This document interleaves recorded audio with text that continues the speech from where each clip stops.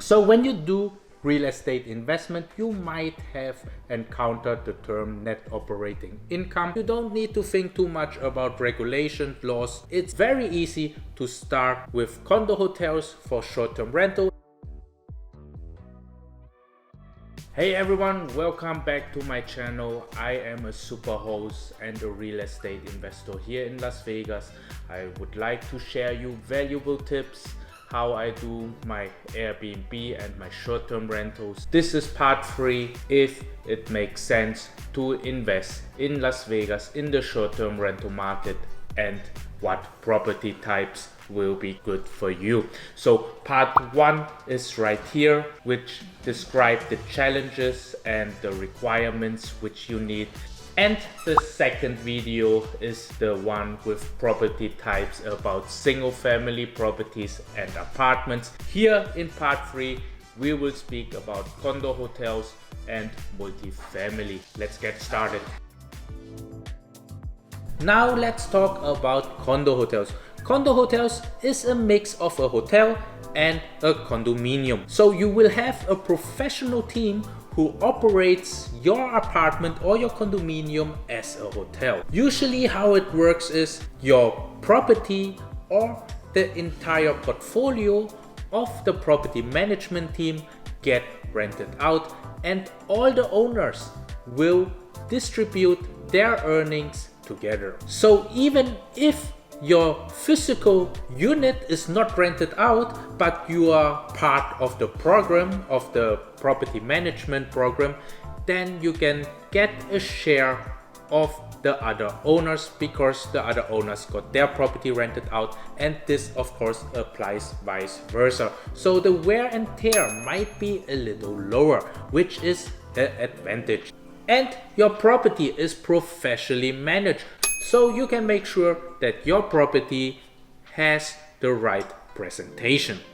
Let us dive into the map and see what I'm talking about. So we have Palms Place here in Las Vegas. Of course, there are different providers. There's Palm Place, the Wynn, and some at the Aria complex are providing condo hotels. Let's dive into it and see how they look like. We see here on the Airbnb website, so there's a Palms Casino and a Palms Place. Palms Place is providing this kind of units, which are condo hotels. You can purchase a complete unit. You can buy a complete unit and it looks like this. The amenities are very similar to a hotel, but you will also have a kitchen, as you can see here. But the guests also share like swimming pools, gym, a hotel lobby, and your guests also share other amenities the condo hotel is providing you guys. So you can see those properties are super nice. It's like a 4 or 5 star hotel, and it's very attractive for your Airbnb guests. Now let's check what the prices are for those properties, and you can see 270,000 for a 615 square feet studio, and it's going up to over 900,000 for a penthouse. Like, I think it's more than 1 bedroom, otherwise it would be kind of expensive. And it's kind of weird for 1800 square feet to only have 1 bedroom. I think that's a typo. Another big advantage of this kind of units are that they appreciate and follow the fair market value very well. During the pandemic, those properties were selling for around 165,000 to 190,000 on the high side. So you can see that those properties actually reflect a very fair market value on the current situation of the market, because they are professionally managed and usually comes furnished and already designed. It's very easy for you to start your short-term rental business with this kind of concept. And when it's not furnished or something is missing, you can get your professional property managers from the condo hotel to set up everything for you. So the advantage is it's very easy to set up this business. Another big selling point for condo hotels is regulations, requirements and laws of the city. Those condo hotels, of course, follow those regulation requirements and laws of the city so they can operate, and it's operated professionally, so the liability is usually not on you. Now let us list some disadvantages about condo hotels. One reason not to buy a condo hotel is that it's professionally managed, means that the HOA or the cost of the management is very high. Condo hotels might be also over-regulated, so this means you are not able or not allowed to buy a specific kind of pillow because they need to fit in a specific requirement site or the reflection of the place your guests are staying. With many regulations and laws from your property management side or from the HOA, there comes also less attractiveness to resell the property. From my personal experience and from people I know who owns condo hotels, I could observe that the revenue is not as high as many people would expect. So seeing from 3% up to the mid 5% range cash on cash was not uncommon. So in my conclusion, it's very easy to start with condo hotels for short-term rental, and you don't need to think too much about regulation, laws and what the cities requires from you because you got it professionally managed. But on the flip side, your return might be not as high. Now let us have few words about casitas or ADUs. ADUs are accessory dwelling units, and casitas are also known as mother-in-law suites. Those additional rooms and spaces can be put on Airbnb and turned into short-term rental business for additional income. So this is an advantage that you can use existing space or existing rooms on your property for your short-term rental business. So you don't need to put extra capital to start your business. Depending on your space, you only need some furniture or some little modification to get started. With little modification, I mean you need to follow the building codes and everything what is required by law and regulations. Another selling point to turn your ADU or your garage or your casita into the Airbnb business is that it's very easy to manage. You can personally clean it, and if something breaks or if your guests need something, you can easily go over. I have few landlords which are actually doing the same. Now let us talk why I wouldn't like to turn my ADU or casita into a short-term rental. One could be that you don't want people in your backyard or close to your home. You might have a family and you don't like strangers to be in your house. So privacy can be an issue here. The same drawback with single family houses and apartments is you have to follow city guidelines, regulations and their requirements. So the conclusion for ADUs and casitas is that it's easy to set up and the initial capital investment needed is not as high because you usually only need the furniture or some remodeling in your garage. But of course the drawback is privacy, safety, and of course you still need to follow city guidelines and regulations. Now let us talk about the last type of property types we have. It's multifamily.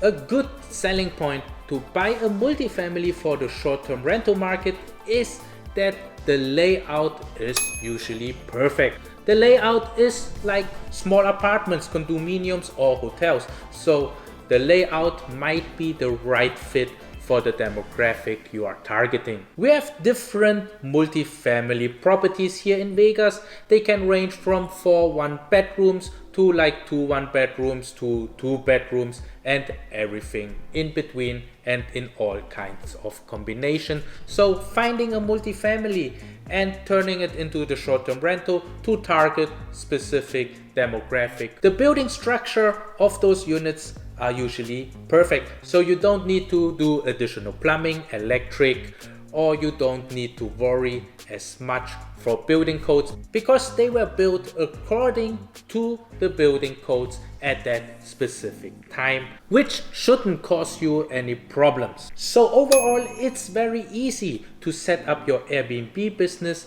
on a multifamily property. It's not just easy to set up, but it's also easy to renovate, because those renovations are usually only cosmetical. For me, a big reason why I choose to buy multifamily properties and turn them into short-term rentals, it's quite profitable when you can turn the net operating income into a higher amount. What do I mean by this? So when you do real estate investment, you might have encountered the term net operating income, which is the amount you get or what is left over after all your expenses before your mortgage costs. So the higher your net operating income, the higher your property value. This applies especially to commercial real estate. So when you buy 5 units and up, which is considered commercial property, you can increase your net operating income and your property value will increase accordingly. So for example, if you buy a multifamily property which only generates 50,000 and is selling for 800,000, and now you are doubling your net operating income to 100,000, then it's very likely that you are possible to sell your property for double the price. The disadvantages, or why you wouldn't want to buy a multifamily, the initial investment is usually higher. Let's go into the Zillow map and let's check out the properties we have. So on here you can see that we got few duplexes, triplexes, but most of the multifamily properties here in Vegas are like this. They are typical 4 units, as you can see here. So this is how they are. Upstairs are 2 and downstairs are 2, and you will get them in all different conditions. And some are with HOA, some will have rental restrictions, so those you cannot use to do Airbnb or short-term rental, but some of them have no rental restrictions. So when you purchase, just make sure that your real estate agent is asking and verifying this piece of info for you.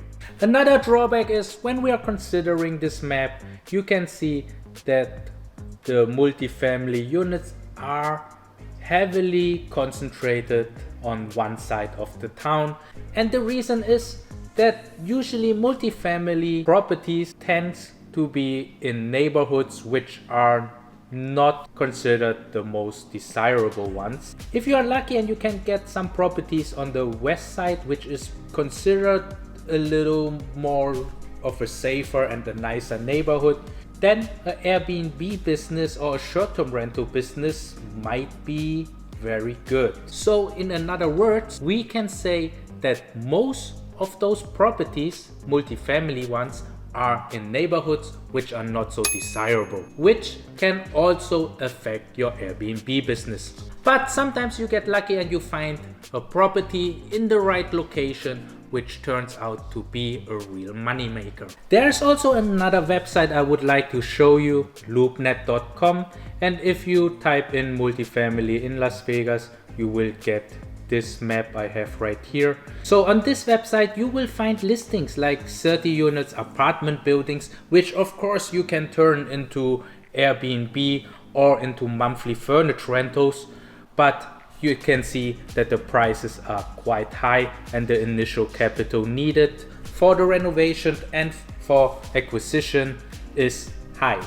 So you see in this case it's a 5 million, we have a 22 units for 2.9 million, and so on and so on. But on the other hand, as I told you, when you are able to increase the net operating income and can hold it for a couple years, it's very likely that you will find another investor who is willing to give you top dollar for the property. So my conclusion for multifamily is it's a little bit more expensive to get into, it's a little bit harder to find the one with the right locations, but when you find them, and you are able to increase the net operating income, they are a very, very rewarding investment. So in my case, you might know that I got a 5-plex which we are turning into monthly furniture rentals. And if you like to follow the process how I turn them into 5 units, just follow my channel and watch the videos. I hope that this video was kinda informative and kinda educational, and if you think so, please like, subscribe to my channel, and see you hopefully in the next video. Thank you, bye.